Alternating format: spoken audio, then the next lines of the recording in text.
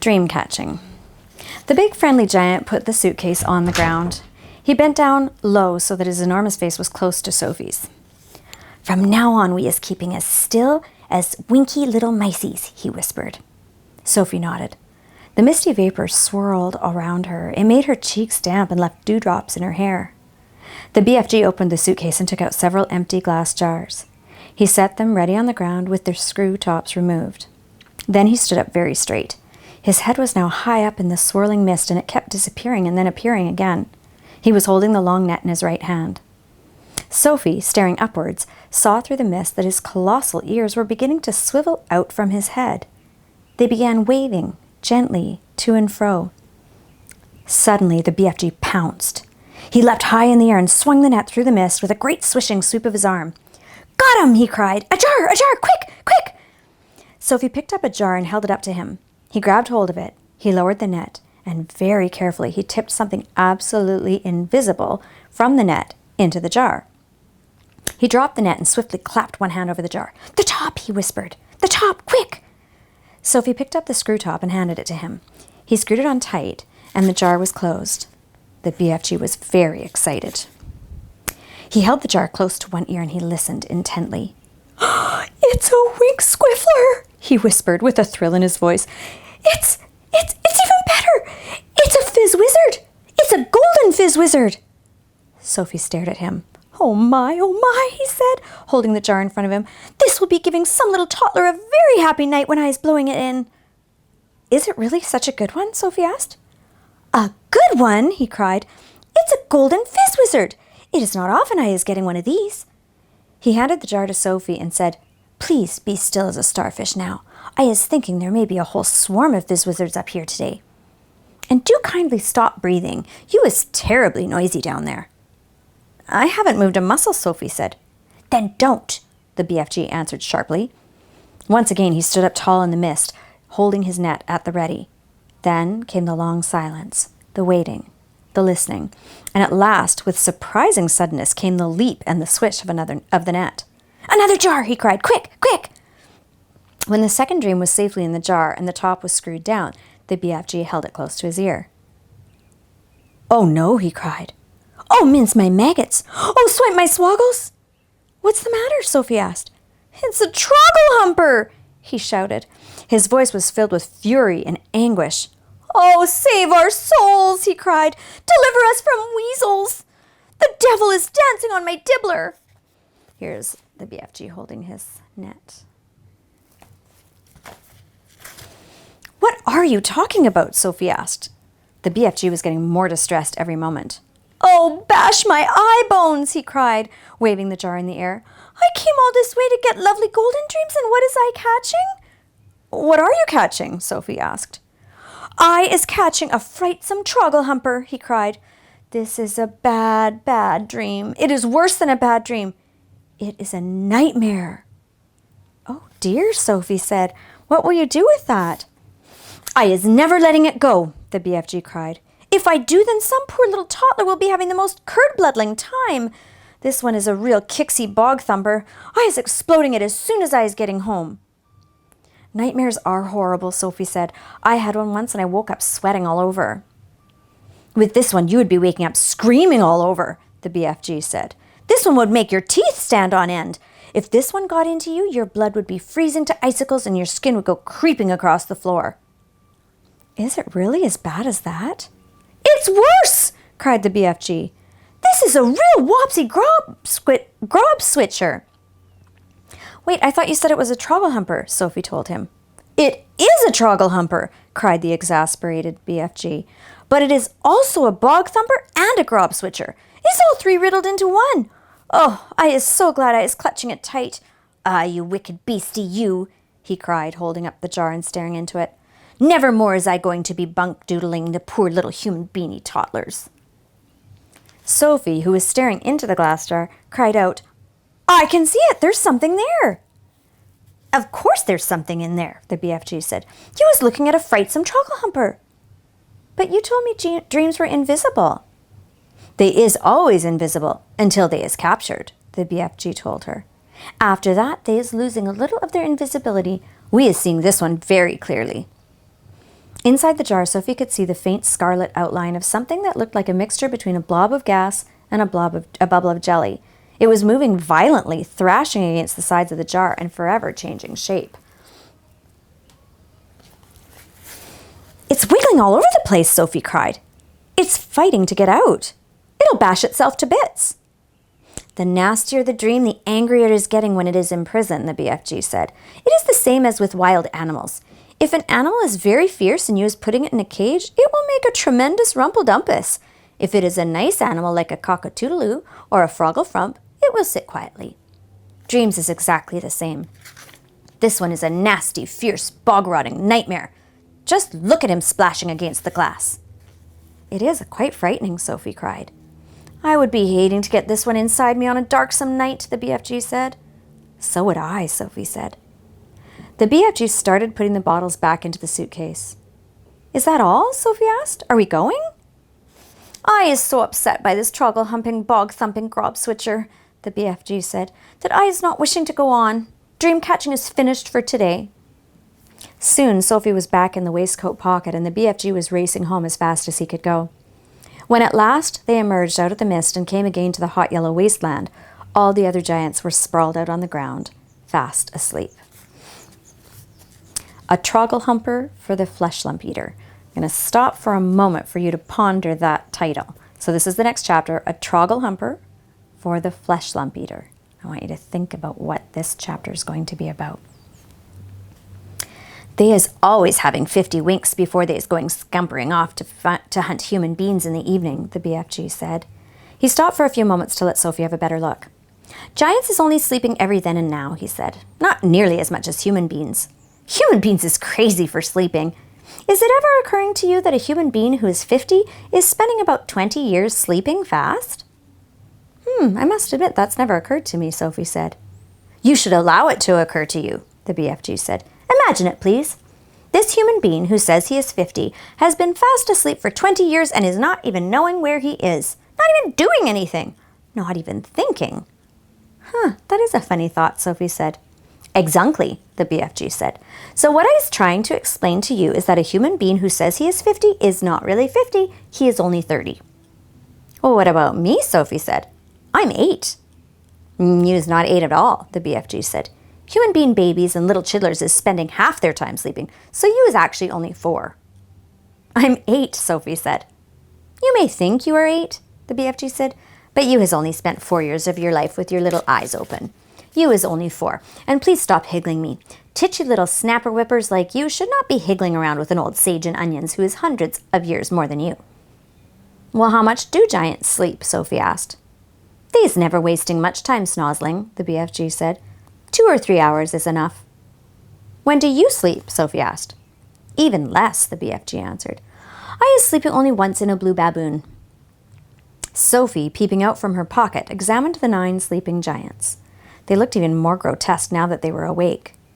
Sprawled out across the yellow plain, they covered an area about the size of a football field.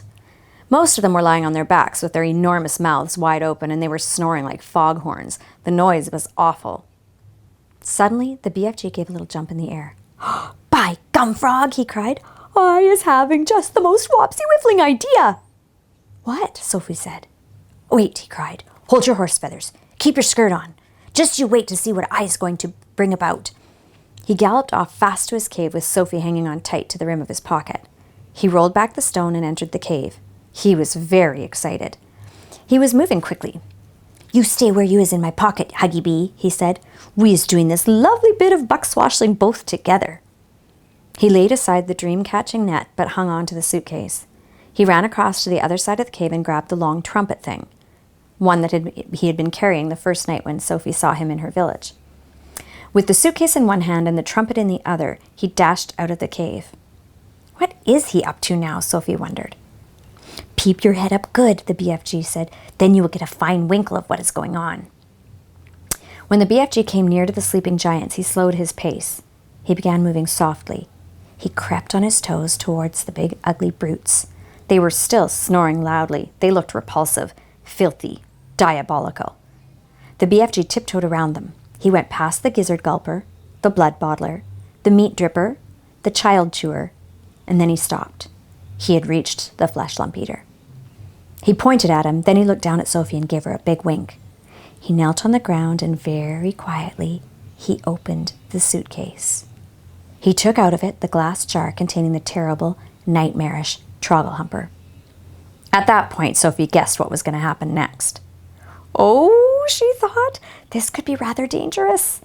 She crouched lower in the pocket so that only the top of her head and her eyes were showing. She wanted to be ready to duck out of sight very fast should anything go wrong. They were about 10 feet away from the flesh lump eater's face. The snoring, snorting noise he was making was disgusting. Every now and again, a big bubble of spit formed between his two open lips, and then it would burst with a splash and cover his whole face with saliva. Taking infinite care, the BFG unscrewed the top of the glass jar and tipped the squiggling, squirming, faintly scarlet Trogglehumper into the wide end of the long trumpet. He put the other end of the trumpet to his lips. He aimed the trumpet directly at the flesh lump eater's face.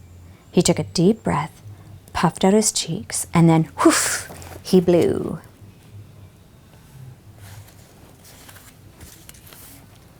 Sophie saw a flash of pale red go darting towards the giant's face.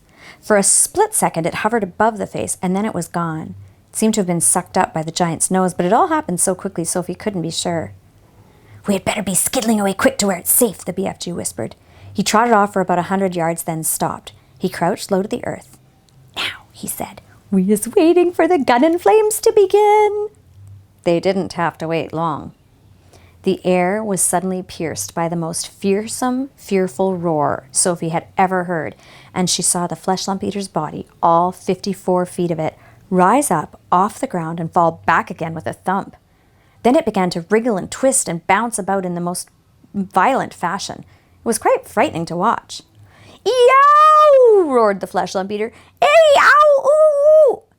"He's still asleep," the BFG whispered. "The terrible Troggle-humping nightmare is beginning to hit him." "Serves him right," Sophie said. She could feel no sympathy for this great brute who ate children as though they were sugar lumps. "Save us!" screamed the flesh lump eater, thrashing about madly. "He's after me! He is getting me!" The thrashing of limbs and the waving of arms became more violent by the second. It was an awesome thing to watch, such a massive creature having such mighty convulsions. "It's Jack!" bellowed the flesh lump eater. "It's the gruesome, grunctious Jack! Jack is after me! Jack is whack-crackling me! Jack is spike-sticking me! Jack is splash-splunking me! It is the terrible, fright-swiping Jack!" The flesh lump eater was writhing about on the ground like some colossal, tortured snake. "Oh, spare me, Jack!" he yelled. "Don't hurt me, Jack!" "Who is this Jack that he's going on about?" Sophie whispered. "Jack is the only human being all giants is afraid of," the BFG told her. "They is all absolutely terrified of Jack. They is all hearing that Jack is a famous giant killer." So, do you guys know which Jack he's talking about? "Save me!" screamed the flesh lump eater. "Have mercy on this poor little giant, the beanstalk! He's coming at me! His terrible spike-sticking beanstalk! Take it away, I is begging you, Jack! I is praying you not to touch me with your terrible spike-sticking beanstalk!" "Us giants," the BFG whispered, "is not knowing very much about this dreaded human being called Jack. We is only knowing that he is a famous giant killer and that he is owning something called a beanstalk. We is knowing also that the beanstalk is a fearsome thing and Jack is using it to kill giants." Sophie couldn't stop smiling. "What is you giggling at?" the BFG asked her, slightly nettled. "I'll tell you later," Sophie said. Okay, I'm just going to turn it around so you can see the flesh lump eater on this side and then the BFG watching them on the back side over here. And now, this is good. The awful nightmare had now gripped the great brute to such an extent that he was tying his whole body into knots. "Oh, do not do it, Jack!" he screeched. "I was not eating you, Jack. I has never eaten human beings. I swear, I has never gobbled a single human being in all of my wholesome life." "Liar," said the BFG. Just then, one of the flesh lump eater's flailing fists caught the still fast asleep meat-dripping giant smack in his mouth. At the same time, one of his furiously thrashing legs kicked the snoring gizzard-gulping giant right in the guts. Both the injured giants woke up and leapt to their feet. "He is swiping me right in the mouth!" yelled the meat dripper. "He's bung-swaggling me smack in the guts!" shouted the gizzard-gulper. The two of them rushed at the flesh lump eater and began pounding him with their fists and feet. The wretched flesh lump eater woke up with a bang. He awoke straight from one nightmare into another. He roared into battle, and in the bellowing, thumping, rough and tumble that followed, one sleeping giant after another either got stepped on or kicked. And soon all 9 of them were on their feet, having the most almighty free-for-all. They punched and kicked and scratched and bit and butted each other as hard as they could. Blood flowed, noses went crunch, teeth fell out like hailstones. The giants roared and screamed and cursed, and for many minutes the noise of the battle rolled across the yellow plain. The BFG smiled a big, wide smile of absolute pleasure. "I is loving it when they is all having a good tough and rumble," he said. "They're going to kill each other," Sophie said.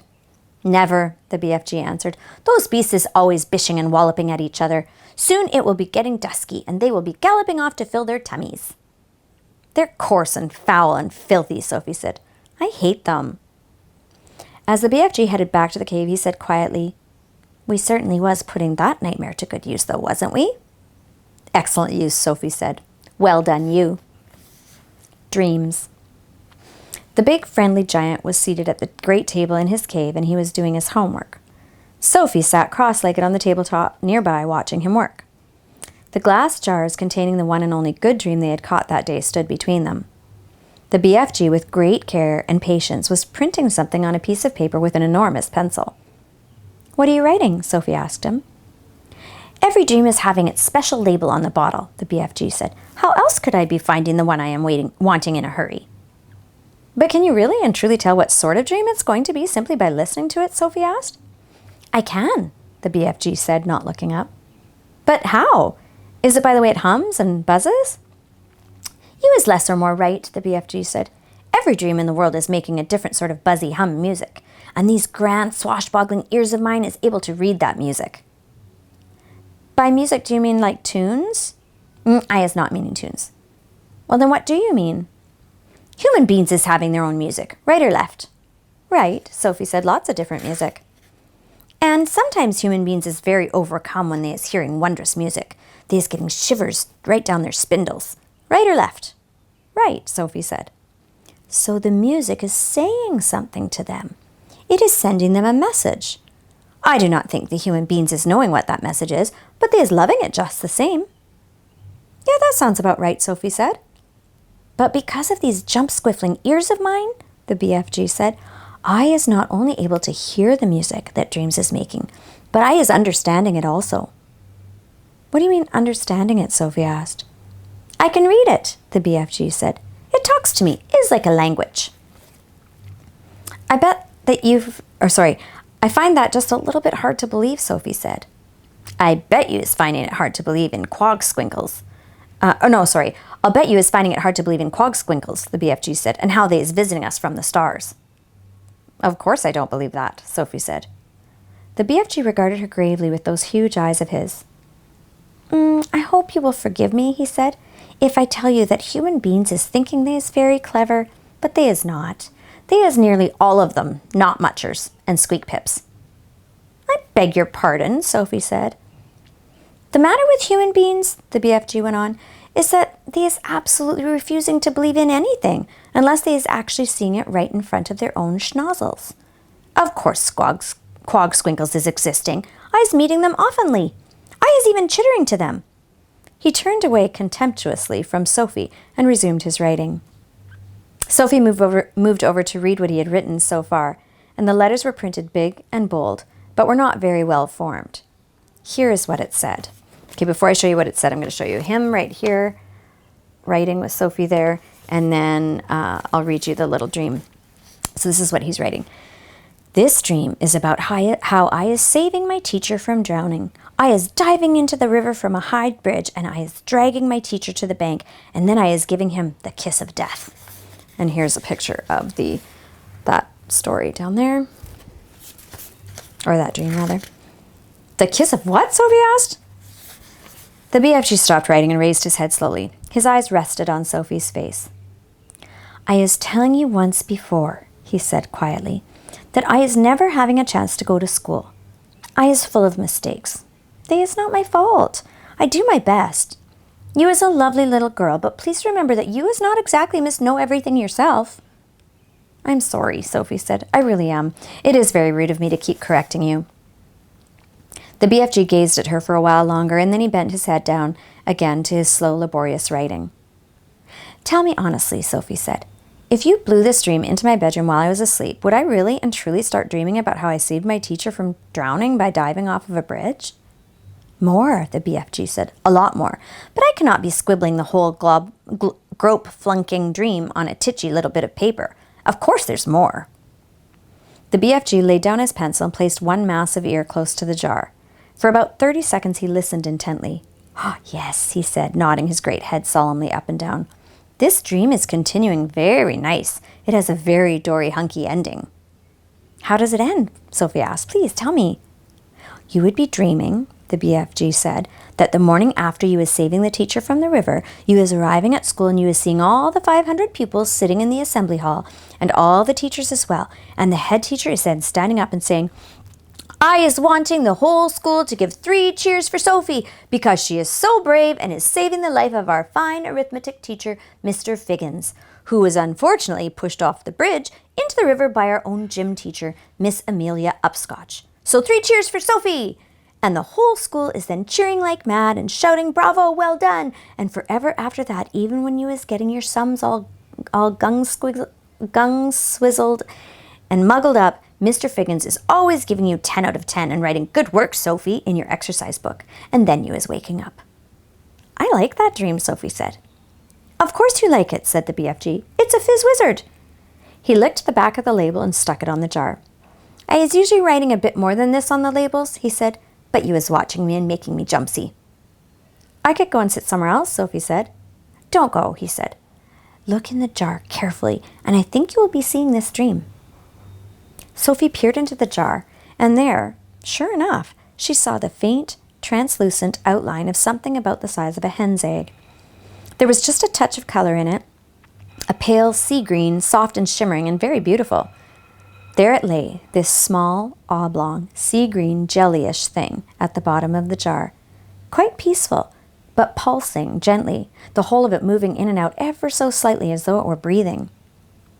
"It's moving!" Sophie cried. "It's alive!" "Of course it's alive!"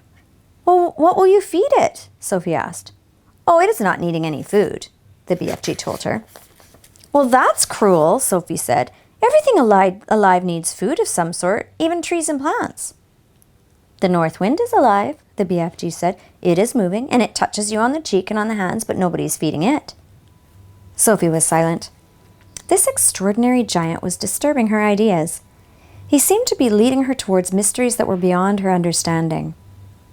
"A dream is not needing anything," the BFG went on. "If it is a good one, it is waiting peaceably forever until it is released and allowed to do its job. And if it's a bad one, it is always fighting to get out." The BFG stood up and walked over to one of the many shelves and placed the latest jar among the thousands of others. "Please, can I see some of your other dreams?" Sophie asked. The BFG hesitated. "Nobody has ever seen them before," he said, "but perhaps after all I is letting you have a little peep." He picked her up off the table and stood her on the palm of one of his huge hands. He carried her toward the shelves. "Over here is some of the good dreams," he said, "the fizz wizards." "Would you hold me closer so I could read the labels?" Sophie asked. "My labels is only telling bits of it," the BFG said. "The dreams is usually much longer. The labels is just to remind me." Sophie started to read the labels. The first one seemed long enough to her. It went right around the jar, and as she read it, she had to keep turning the jar. This is what it said. "Today, I is sitting in class, and I discovered that if I is staring very hard at my teacher in a special way, I is able to put her to sleep. So I keep staring at her, and in the end, her head drops onto her desk, and she goes fast asleep and snorkles loudly. Then in marches the head teacher, and he shouts, 'Wake up, Miss Plumridge! How dare you go to sleep in class? Go fetch your hat and coat and leave this school forever. You is sacked.' But in a jiffy, I is putting the head teacher to sleep as well, and he just crumples slowly to the floor like a lump of jelly, and there he lies all in a heap and starts snorkeling even louder than Miss Plumridge. And then I is hearing my mummy's voice saying, 'Wake up, your breakfast is ready.'" What a funny dream, Sophie said. It's a ring beller, the BFG said. It's Wopsy. Inside the jar, just below the edge of the label, Sophie could see the putting to sleep dream lying peacefully on the bottom, pulsing gently, sea green like the other one, but perhaps a trifle larger. Do you have separate dreams for boys and for girls? Sophie asked. Of course, the BFG said. If I was giving a girl's dream to a boy, even if it was a really wopsy girl's dream, the boy would be waking up and thinking, what a rot-bungling, grink-sludging old dream that was. Yeah, boys would, Sophie said. These here is all the girls' dreams on the shelf, the BFG said. Can I read a boy's dream? You can, the BFG said, and he lifted her to a higher shelf. The label on the nearest boy's dream jar read as follows. I is making myself a marvelous pair of suction boots, and when I put them on, I is able to walk straight up the kitchen wall and across the ceiling. Well, while I is walking upside down on the ceiling, my big sister comes in and she's starting to yell at me, and as she always does, yelling, what on earth is you doing up there walking on the ceiling? And I looks down on her, and I smiles, and I says, I told you was driving me up the wall, and now you has actually done it. I find that one rather silly, Sophie said. Boys wouldn't, the BFG said, grinning. It's another ring beller. Perhaps you have seen enough now? No, let me read one more boy one, Sophie said. And then I'll show you the picture, the upside down one. The next label said, the telephone rings in our house, and my father picks it up and says in his very important telephone voice, Simpkins speaking. And then his face goes white, and his voice goes all funny, and he says, what? Who? And then he says, yes, sir, I understand, sir, but surely it's me you is wishing to speak to, sir, and not my little son. My father's face is going from white to dark purple, and he's gulping like he has a lobster stuck in his throat, and then at last he is saying, yes, sir, very well, sir, I will get him, sir. And he turns to me, and he says in a rather respectful voice, is you knowing the President of the United States? And I says, no, but I suspect he must be hearing about me. Then I is having a long talk on the phone and saying things like, let me take care of that, Mr. President, or you'll bungle it all up if you do it your way. And my father's eyes is goggling right out of his head. And that is when I is hearing my father's real voice saying, get out of bed, you lazy slobber, you'll be late for school. Boys are crazy, Sophie said. Let me read the next one. Sophie started reading the next label. I is having a bath, and I is discovering that if I press quite hard on my tummy button, a funny feeling comes over me, and suddenly my legs is not there, nor is my arms.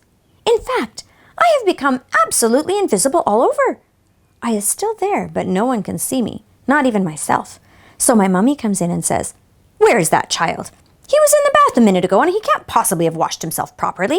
So I says, here I is. And she says, where? And I says, here. And she says, where? And I says, here. And she yells, Henry, come quick.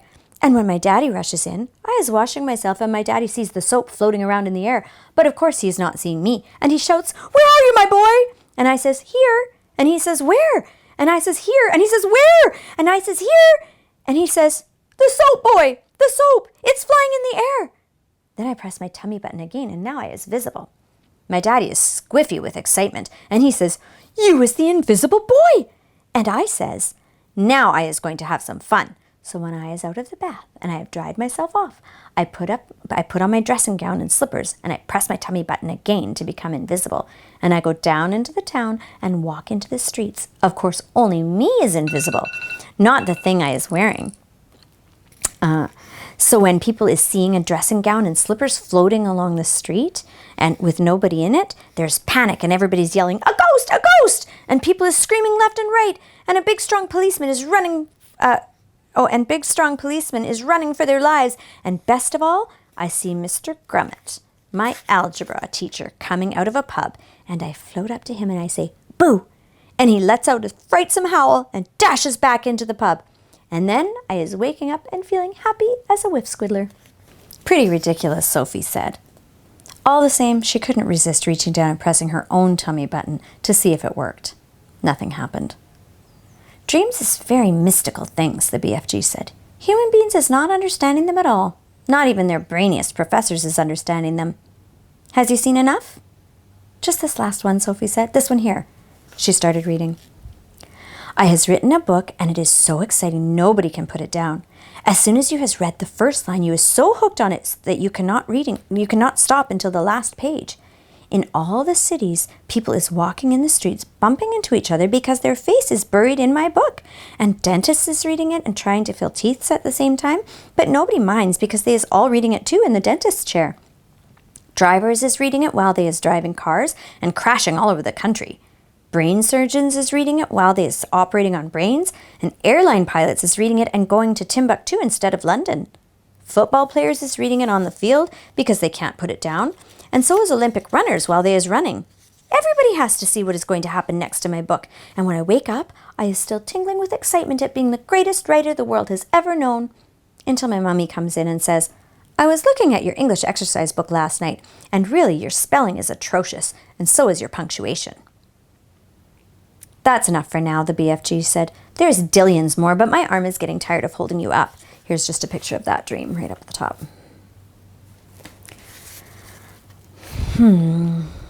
What are all those ones over there? Sophie asked. Why have they got such small labels? That, the BFG said, is because one day I is catching so many dreams, I is not having the time or energy to write out long labels. But there is enough to remind me there. Okay, I'm going to put it like this while I read these dreams so that you can be looking. Can I look? Sophie asked. The long-suffering BFG carried her across to the jars she was pointing to. Sophie read them rapidly, one after the other. I is climbing Mount Everest with just my pussycat for company. I is inventing a car that runs on toothpaste. I is able to make the electric lights go on and off just by wishing it. I is only an 8-year-old little boy, but I is growing a splendid bushy beard, and all the other boys is jealous. I is able to jump out of any high window and float down safely. I has a pet bee that makes rock and roll music when it flies. What amazes me, Sophie said, is how you learned to write in the first place. Ah, said the BFG, I has been wondering how long it is before you was asking me that. Well, considering you never went to school, I think it's quite marvelous, Sophie said. How did you learn? The BFG crossed the cave and opened a tiny secret door in the wall. He took out a book, very old and tattered. By human standards, it was an ordinary-sized book, but it looked like a postage stamp in his big hands. One night, he said, I is blowing a dream through a window, and I sees this book lying on the little boy's bedroom table. I wanted it so very badly, you understand, but I is refusing to steal it. I would never do that. So how did you get it? Sophie asked. I borrowed it, the BFG said, smiling a little. Just for a short time I borrowed it. Well, how long have you had it? Sophie asked. Perhaps only about 80 years, the BFG said. Soon I shall be putting it back. And that's how you taught yourself to write? Sophie asked him. I is reading it hundreds of times, the BFG said, and I is still reading it and teaching new words to myself and how to write them. It is the most scrumptiddlyumptious story. Sophie took the book out of his hand. Nicholas Nickleby, she read aloud. By Doll's Chickens, the BFG said. By who? Sophie asked. Just then there came a tremendous noise of galloping feet from outside the cave. What is that? Sophie cried. That is all the giant zip-fizzing off to another country to guzzle human beings, the BFG said. He quickly popped Sophie into his waistcoat pocket, then hurried to the cave entrance and rolled back the stone. Sophie, peeping out of her spy hole, saw all 9 of the fearsome giants coming past at full gallop. Where is you off to tonight? Shouted the BFG. We is all of us flush-bunking off to England tonight, answered the flesh-lump eater as they went galloping past. England is a luscious land, and we is fancying a few nice little English chidlers. I, shouted the maid-masher, is knowing where there is a giggle house for girls, and I is guzzling myself full of froth blower. And I know where there's a boggle box for boys, shouted the gizzard gulper, and all I has to do is reach in and grab myself a handful. English boys is tasting extra lick swishy. In a few seconds, the 9 galloping giants were out of sight. What did he mean? Sophie said, poking her head out of the pocket. What's a giggle house for girls? He's meaning a girls' school, the BFG said. He will be eating them by the bundle. Oh no, cried Sophie. And boys from a boys' school, said the BFG. No, it mustn't happen, Sophie cried out. We've got to stop them. We can't just sit here and do nothing. There's not a thing we can do, the BFG said. We as helpless as horse feathers. He sat down on a large, craggy blue rock near the entrance to his cave. He took Sophie from his pocket and put her beside him on the rock. It is now quite safe for you to be outside until day is coming back, he said. The sun had dipped below the horizon, and it was getting dark. And that is it for today. I hope you enjoyed those dreams. I really love that part. Okay, we will talk to you later.